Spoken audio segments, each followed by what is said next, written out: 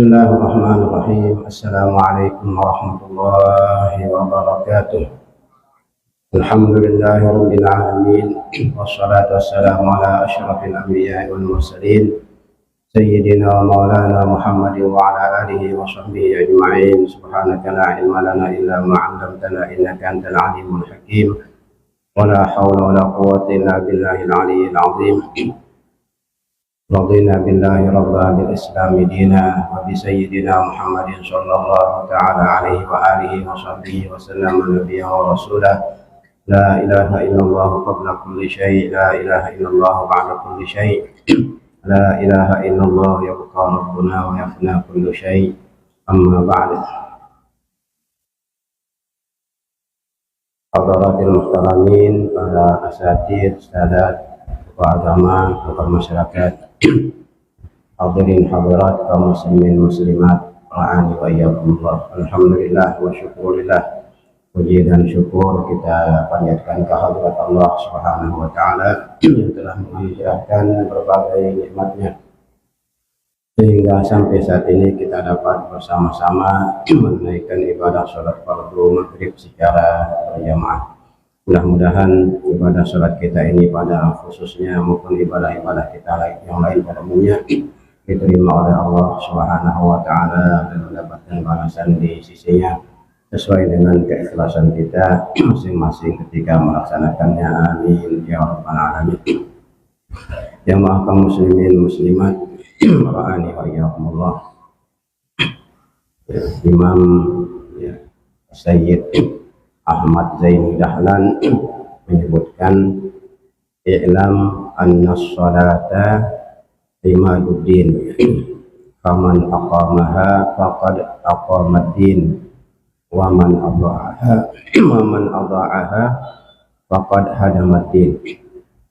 Ya, ketahuilah bahwa sholat itu merupakan tiang agama, pilar agama. Siapa menegakkannya, siapa melaksanakannya dengan sebaik-baiknya, lengkap rukun syarat termasuk adabnya, faqad aqamaddin, berarti ia telah menegakkan agama, berarti ia telah menjaga agama.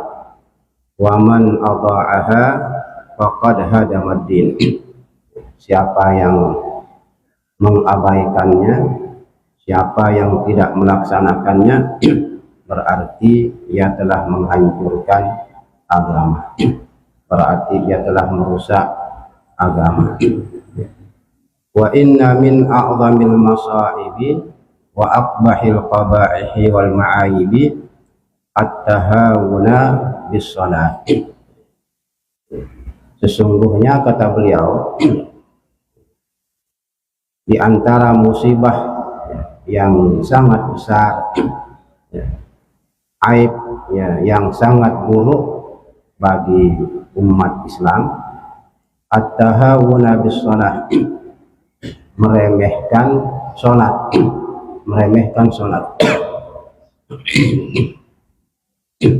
tidak melaksanakan sholat. Bapak Ibu sekalian, sholat pun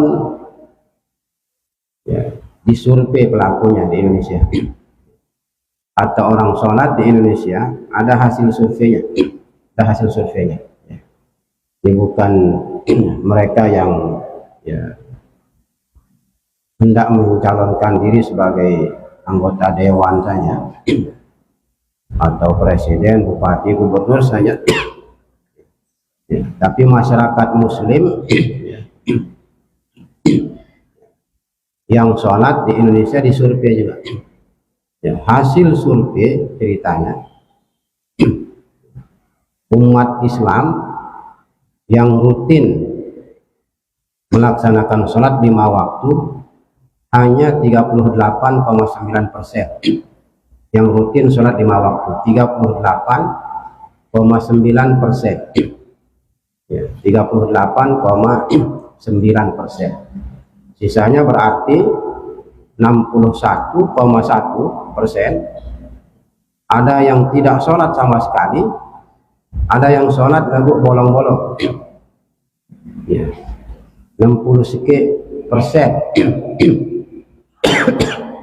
61%, lebih sedikit lah. Ya, bulatkanlah 60 sekian lah umpamanya. Ya, 61%. Itu ada yang tidak sholat sama sekali, ada si sholat sembahyang lalu, ya kadang subuh doang, atau zuhur saja, atau mungkin sekali seminggu, ya seminggu Jumat saja, atau bahkan mungkin ya Idul Adha, Idul Fitri saja. Jangan-jangan demikian. 61% din sembahyang. Dari 38,9 itu, si rajin berjamaah enggak 2%, hanya 2% yang berjamaah. Itu bisa dicek hasil surveinya itu. Ya, bagaimana caranya ya mereka kan ahli di bidang itu, mereka ahli. Kalau yang berbicara begitu hasil survei yang umpama hasil survei saya, mungkin orang tidak percaya. Orang tidak percaya. Ini kan ahlinya, ini pakarnya. Makanya 38,9 si rajin berjamaah, aktif berjamaah hanya 2%. Ya. Ya alhamdulillah lah, sisanya walaupun ini rajin berjamaah lalu sembahyang daripada tidak sama sekali kan. Daripada tidak sama sekali. Daripada tidak sama sekali. Ini kan mengerikan ini, mengerikan. Jadi kewajiban kita semua tanpa kecuali, bukan hanya ya, ahli agama yang menyuarakan tentang sholat itu. Kewajiban kita ya, untuk menyuarakan tentang ibadah sholat, tentang sholat. Jangan diabaikan. Jangan diabaikan.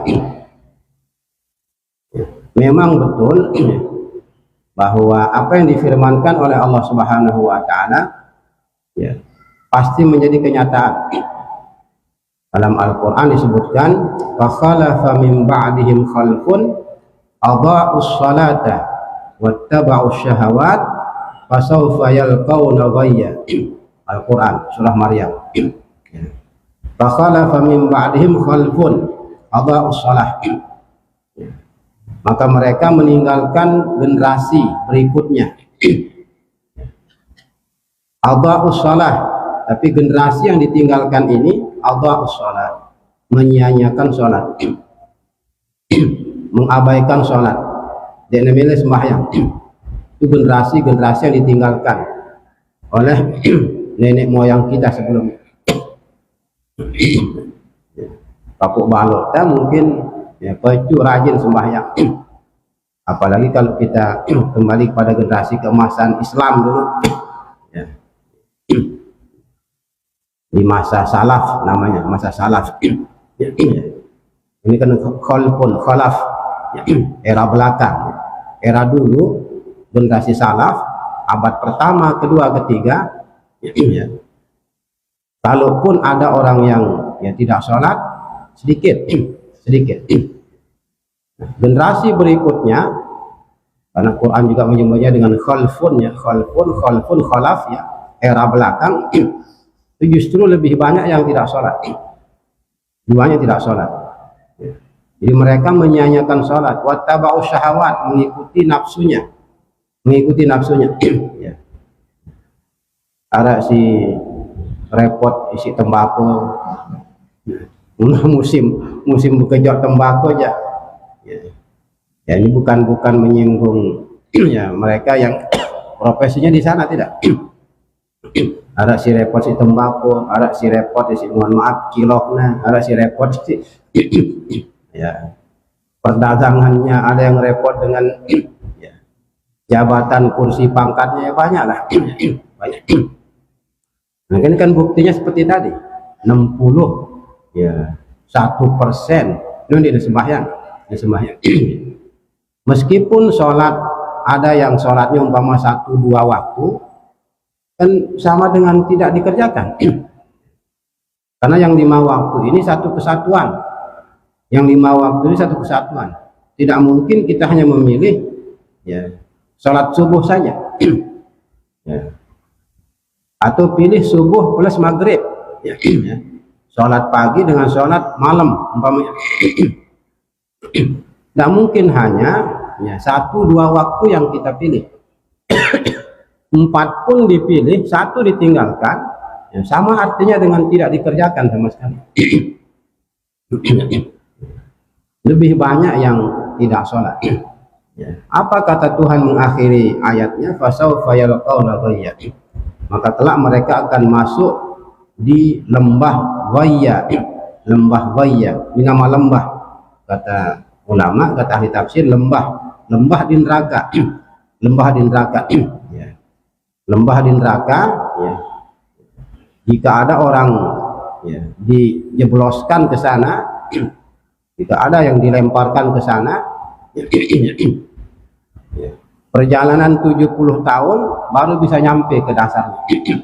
Ya, lalu 70 tahun dunia kan, itu 70 tahun akhirat begitu, bukan 70 tahun ya, dunia. 70 tahun akhirat, sejelo akhirat sama dengan 1000 tahun dunia.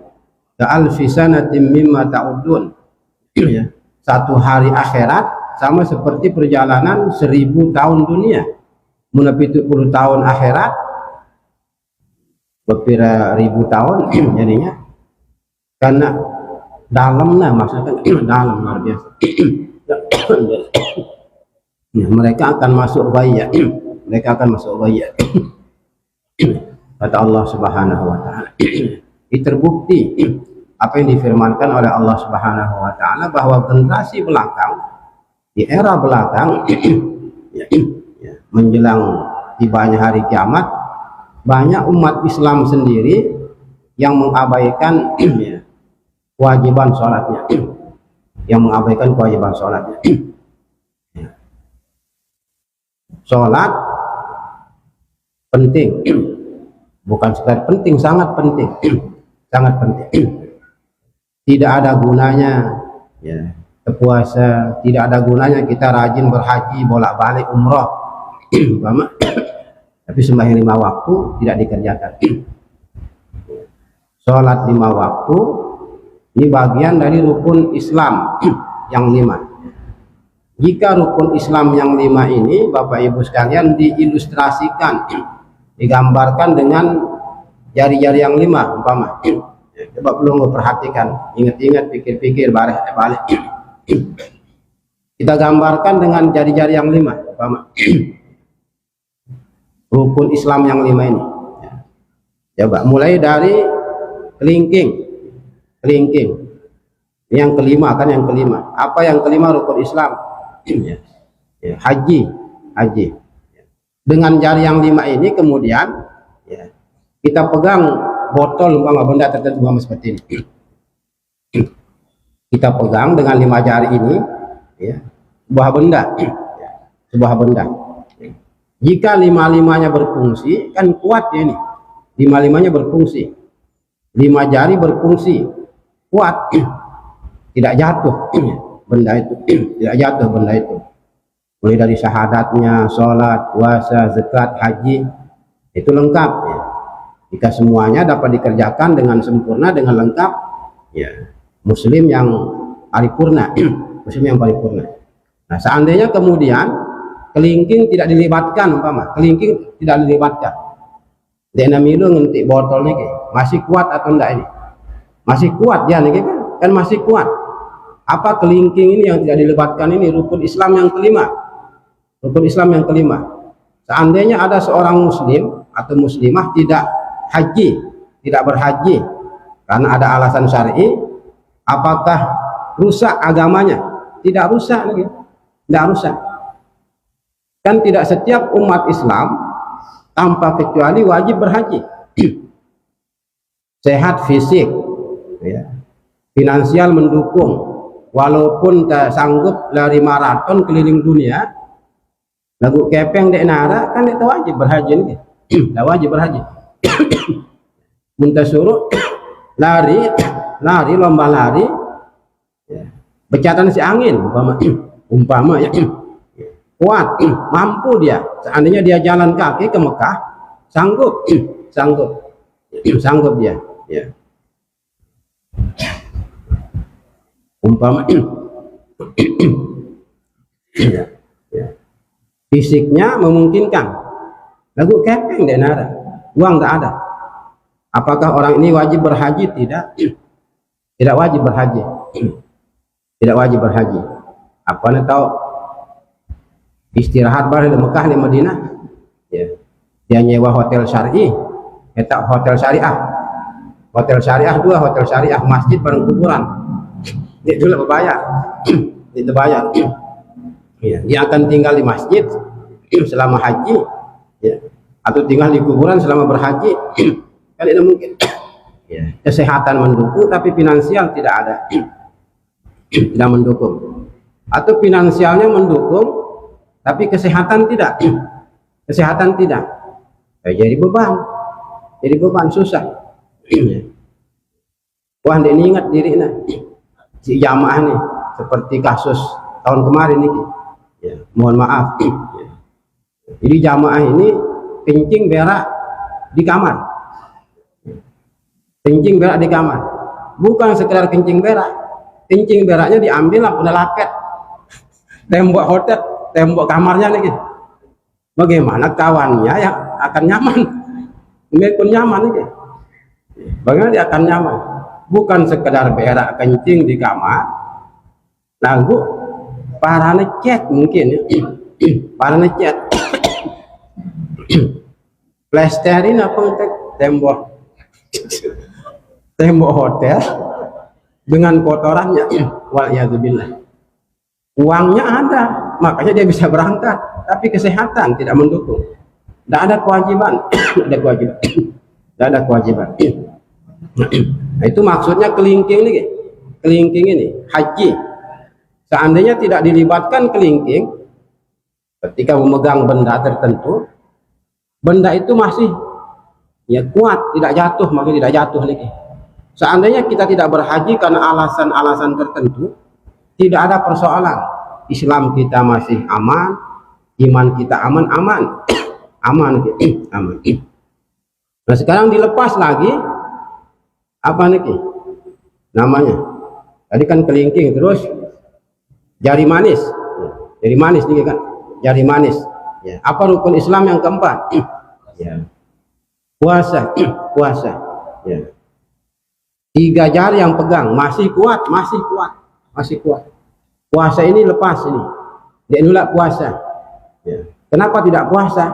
Karena sakit, sakit parah, sakit parah. Tidak kuat dia puasa. Ya.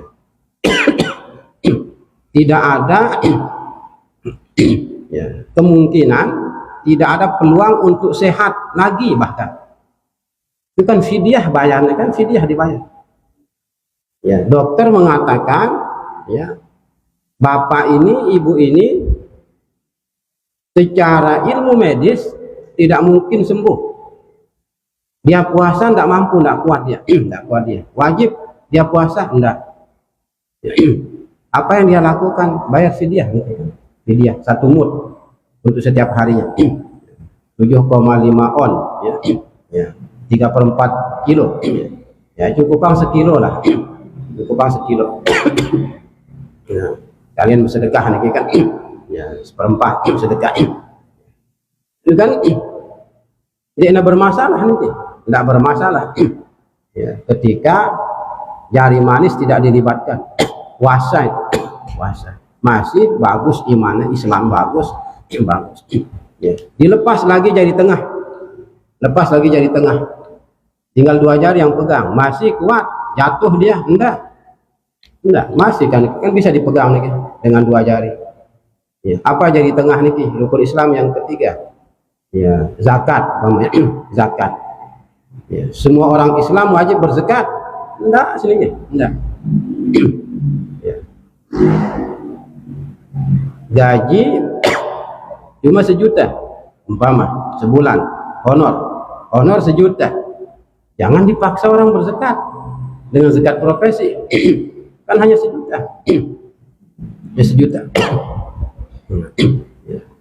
Zakat profesi ini jika disamakan dengan ya, apa namanya ya, emas ya, nisabnya ya, jika disamakan dengan emas nisabnya zakat profesi, kan emas nisabnya 84 gram emas, 84 gram ya. Sekarang 84 gram emas dirajin lagi berapa harganya? 1 gram saja berapa harganya? Dirajin emas segram ada 2 juta ya, muna 2 lebih, ada 2 juta lah akan kamu ini 2 juta lah akan kamu lah ngereke 2 juta kali 84 dirani ke 80 kan 168 juta kan begitu ya kan ke 84 kali 2 ya 168 juta. Gaji sebulan hanya 1 juta, muna kali setahun 12 juta, masih jauh nih, sejauh. Nah 5 juta saja gaji dah, 5 kali 2 laspiran nih, 5 kali 12 60, 168 tadi kan, itu kalau harga emas 2 juta. Kan harga emas bisa turun naik nih, seandainya harga emas 2 juta atau ini 2 juta, nah 1 juta saja itu sudah 84 juta. Nah 5 juta gaji sebulan kali apa namanya 12 hanya 60, belum sampai nisabnya nih. Belum sampai nisabnya. Kalau menggunakan zakat emas nisabnya. Kalau menggunakan emas zakat, kalau nisabnya itu zakat profesi ini menggunakan nisab emas maksudnya nih. Tapi jika menggunakan nisab pertanian beda lagi dia ya. Pertanian ini kalau pertanian ya beras umpama itu harus kita punya 7 kintal 20 kilo, itu kintal 20 kilo nih selama 1 tahun ya, kira-kira kita panen 2 kali umpama, itu berat bersihnya 7 kintal 20 kilo berat bersihnya. Wah jadi beras nih bukan gabah, dia negabah ya. Jadi wah jadi beras pembahasan tadi kita sudah berupa beras 7 kintal 20 kilo karena mulai agama nih kan 5 ausuk disebut itu nisab apa namanya makanan pokok ya, beras, jagung, ketan ya, 5 ausuk ya. 1 ausuk itu 1 wasak itu sama dengan 60 sok arana niki 60 sok. Muna kali 5 60 kali 5 sama dengan 300 sok. Nah 1 sok itu sama dengan 4 mut arana niki 4 mut ya 4 mut ya. 4 mut kali 300 1200 mut. Dari 5 ausuk menjadi 300 sok menjadi 1200 mut. 1 mut ini banyak pendapat. Kita ambil yang paling sedikit 6 on umpama 6 on 1 mut itu berarti 1200 kali 6 itu sebabnya menjadi 7200 on. 7200 on itu sama dengan 7 kintal 20 kilo nih. Coba pada derek ya enggak 7200 on ya 10 on sekilo mulai 100 on 10 kilo mulai 1000 on sekintal kan begitu. Kita mulai 7.000 berarti 7 kintal 20 kilo berat bersihnya pirajin beras sekintal. Coba pirajin beras sekintal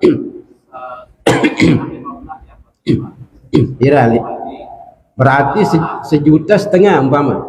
Kalau 1,5 juta 1 kintal kalian ngisi 7 kintal 20.000 nih kira-kira mirip tenawan nih.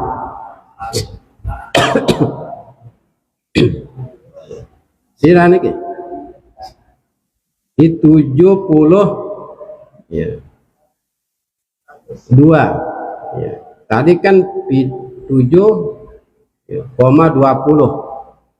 kali kira jadi nah kira 10 juta 800. Nah, kalau nisab zakat profesi tadi itu menggunakan apa namanya makanan pokok pertanian, zakat pertanian makanan pokok ya, berarti tadi kan kurang lebih 10 juta Kira 10.800.000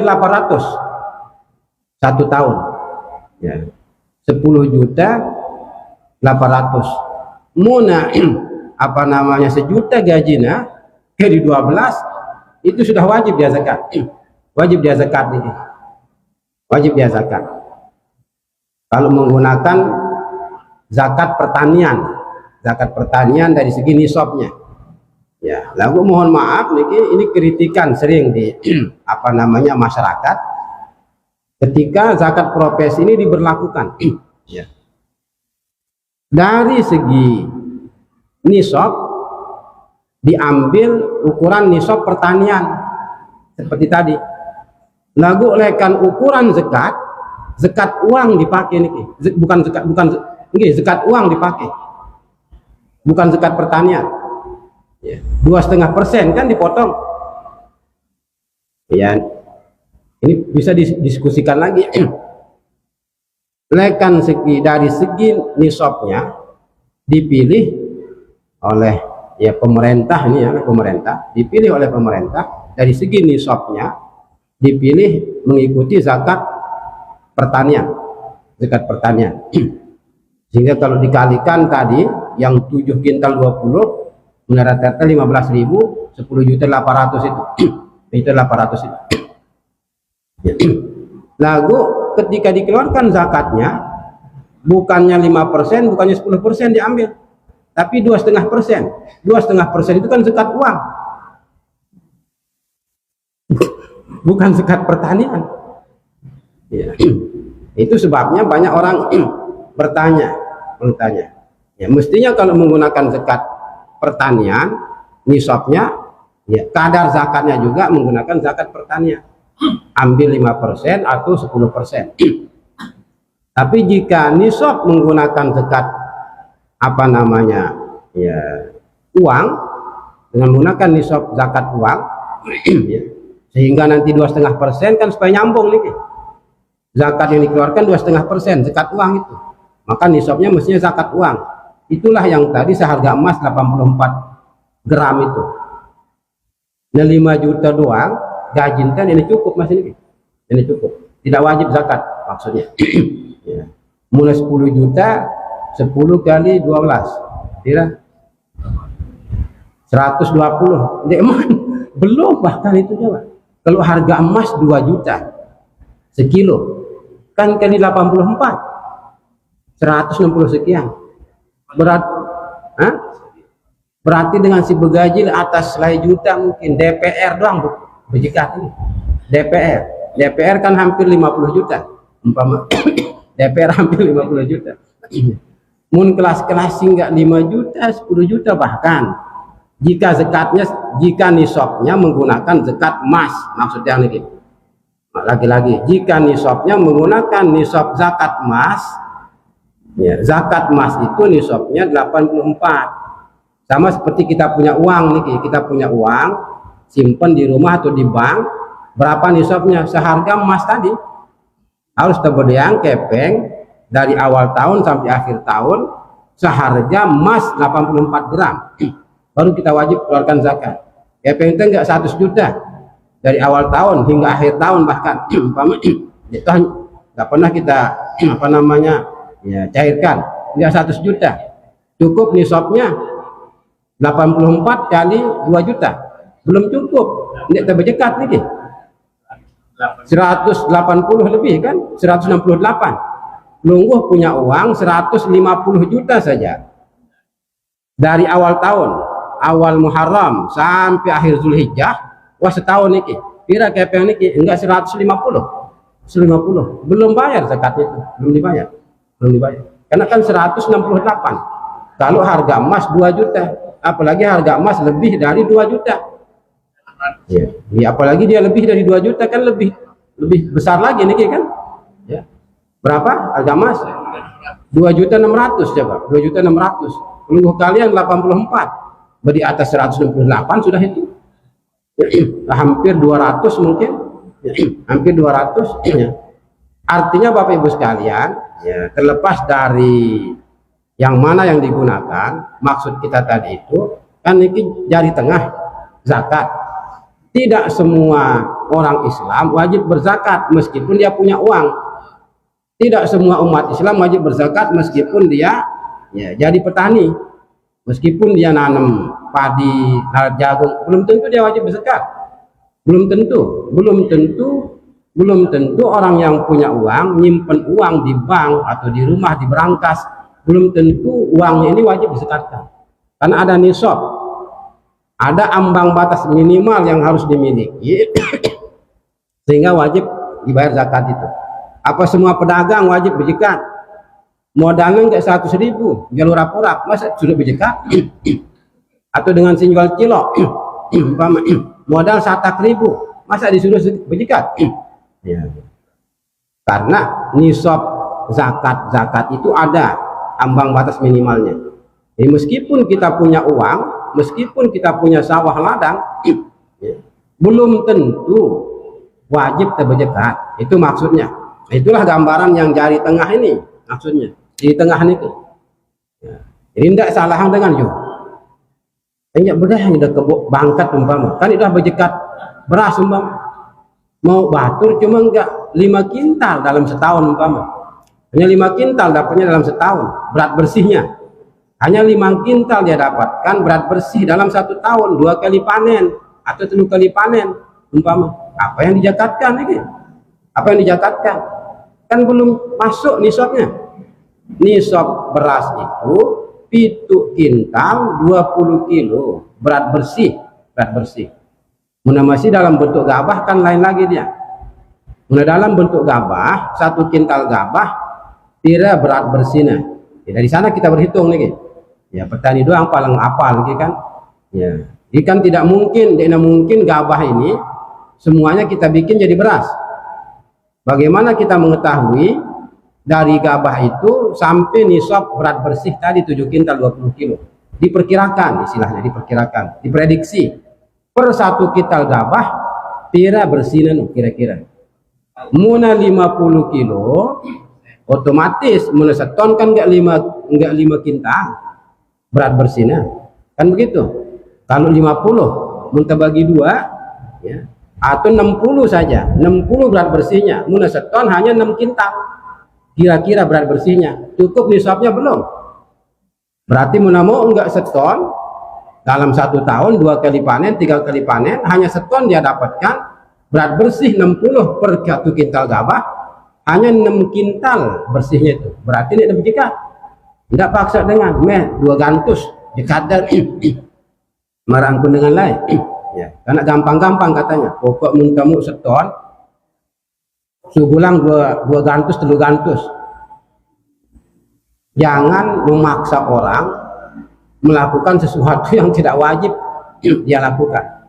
Pastikan dulu berat bersihnya kira-kira masuk atau enggak. Ya. Berat bersihnya masuk atau enggak. Mundekna masuk berat bersihnya, maka tidak ada kewajiban. Ya. Nah itu maksudnya seperti tadi itu. Jari tengah nih ibarat zakat rukun Islam yang ketiga. Ketika tidak difungsikan hanya 2 jari masih kuat nih. Aku coba nih lepasnya nih. Lepas apa nih kira bahasan teh? Telunjuk lepasnya nih umbeng kunteng dia. Bagaimana kita akan pegang botol ini hanya dengan ibu jari umbeng kunteng? Nggak bisa, jatuh pasti. Itulah dia sholat nih, itulah dia sholat yang di tengah ini, yang apa namanya yang telunjuk nih, inilah dia sholat yang telunjuk nih.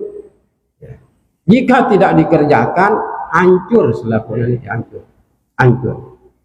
Walaupun bilang jelo terbahaji umpama seandainya kamu terbahaji bilang jelo.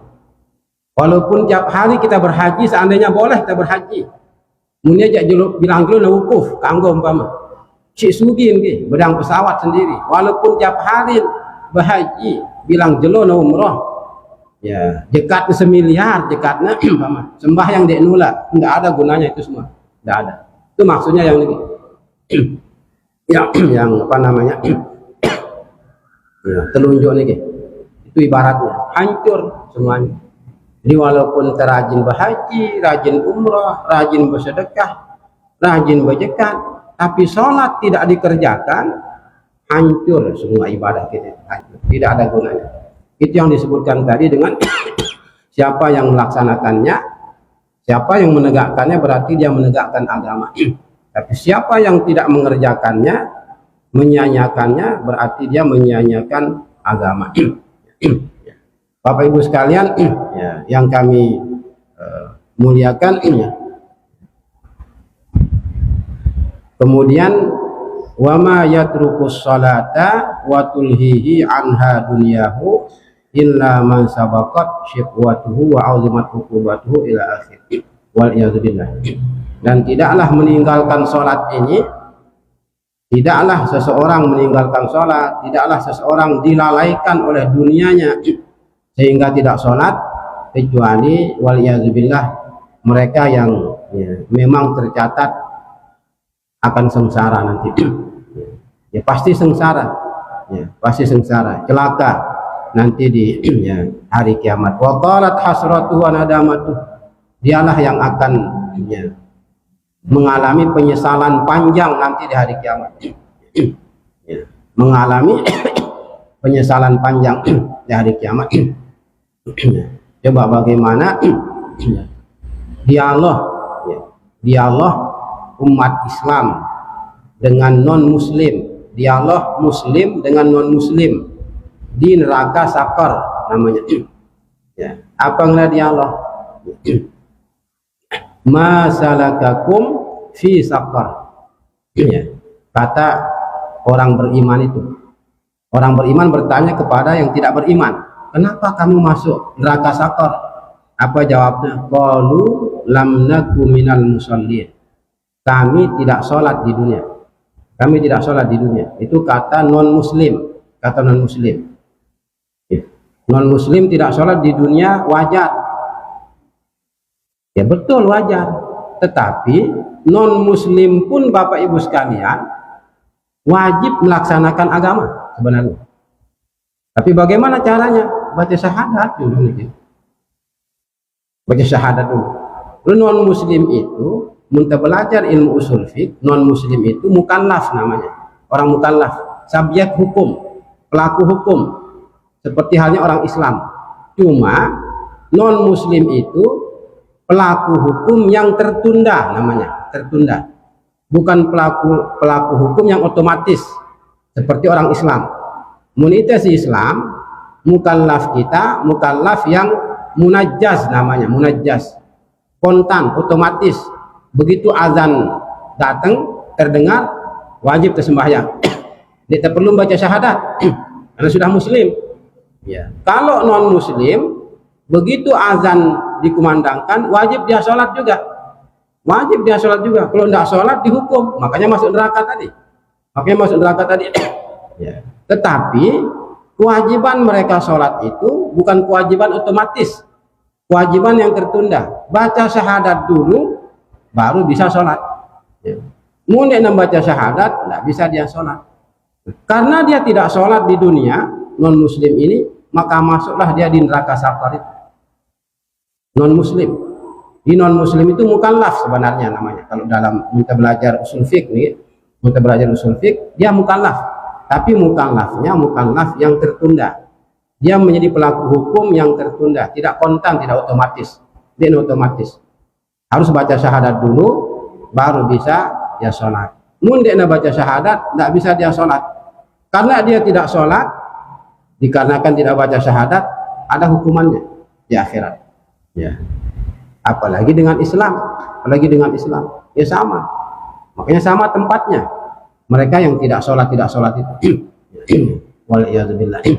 Bapak Ibu sekalian yang kami muliakan, itu pentingnya yang namanya sholat. Mudah-mudahan kita bisa menjaganya, terjaga, pelihara, perhatian anak jari, pepujarin, bahkan keluarga terdekat kita, istri kita. Jangan sampai mereka tidak sholat, jangan sampai mereka tidak sholat, jangan sampai keluarga kita sendiri dia nolak sembahyang, bahaya. Apa janji Allah Subhanahu wa ta'ala kepada hambanya? Coba Ya, falyabudu rabb hadzal bait alladzi at'amahum min ju'in wa amanahum min khauf. Hendaklah mereka menyembah Tuhan pemilik rumah ini. Hendaklah mereka menyembah Tuhan pemilik rumah ini, yaitu Ka'bah. Ya, siapa Tuhan Ka'bah, pemilik Ka'bah? Allah Subhanahu wa taala. Ya. Apa yang kita dapatkan muntasembah Allah taala? Allazi at'amahum min ju'. Yang telah memberikan mereka makan, yang telah memberikan mereka makan, yang telah menghilangkan rasa lapar dari mereka. Yang telah menghilangkan rasa lapar, yang telah menghilangkan rasa lapar dari mereka. Wa amanahum min khauf, dan memberikan rasa aman dari berbagai ketakutan. Dua dijamin oleh Tuhan. Mereka yang menyembah Allah Subhanahu wa taala akan dijamin rezekinya dan dijamin keselamatannya dari berbagai macam gangguan. Tuhan sendiri yang mengatakan demikian. Lagu ini kita percaya kan? Buktinya kan duaan ini sembahyang bro. Duaan ini sembahyang 60 sekian persen dia sembahyang ini. Dan itu biasa bisa kita buktikan. Mohon maaf ketika ada ya kegiatan-kegiatan tertentu, dalam arti umpama ya lalu kita nyeberang umpama nyeberang di kapal laut musolanya kecil. Seandainya semua yang di kapal laut itu sembahyang bergiliran ya bareh kegiatan nyandar berapa pun tutup dengan sembahyang. Bukan tidur, lebih banyak tidur, bukan ngotok-ngotok, ngeras-ngeras. Ya, oke lah kita berhusnuzon umpama nanti di tempat tujuan dia sembahyang, itu muntah husnuzon. Lagu mundik husnuzon, dia tidak sholat, dia sembahyang. Ya, jadi banyak. Jangan sampai ya demikian Ibu sekalian. Demikian, terima kasih. Mohon maaf. Allah alam bisawab. Ilahil marji'ul ma'ab. Subhanaka wa bihamdika asyhadu an la ilaha illa anta astaghfiruka wa atubu ilaik. Allahumma fiqhal hadi ila sabil rasyad. Assalamualaikum warahmatullahi wabarakatuh.